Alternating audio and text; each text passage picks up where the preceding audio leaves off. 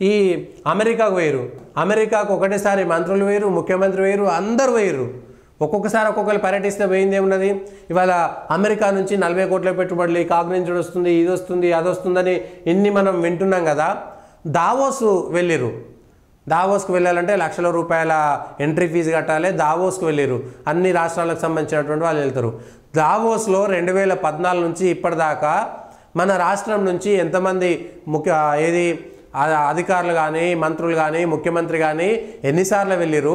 దావోస్లో జరిగినటువంటి ఒప్పందాలు ఎన్ని కార్యరూపం దాల్చినాయి, పెట్టుబడుల రూపంలో ఎన్ని కార్యరూపం దాల్చినాయి, ఇది మనం చూడాల్సినటువంటి అంశం. దావోస్కి అయితే వెళ్ళిరు కదా, ఇవాళ అమెరికా వెళ్ళిరు కదా, అనేకమైనటువంటి ఒప్పందాలు ఉన్నాయి కదా. 2014 నుంచి ఇప్పటిదాకా దావోస్లో జరిగినటువంటి ఒప్పందాలన్నీ, ఆ ఒప్పందాల ప్రకారం తెలంగాణలో వచ్చినటువంటి పెట్టుబడులన్నీ, కార్యరూపం దాల్చినవన్నీ, ఫలితాలు ఇస్తున్నవన్నీ. మీ పర్యటనకే కోట్ల రూపాయలు ప్రత్యేకమైనటువంటి విమానాలు పెట్టుకొని మీ పర్యటనలకు ఎంత ఖర్చు చేశారో ఒకసారి చెప్పాలి. దావోస్ పర్యటనకు, ఈ పర్యటనకు ఎవరెవరు ఎంత ఖర్చు పెట్టారనేటువంటి వివరాలు కూడా బయటికి రావాలి.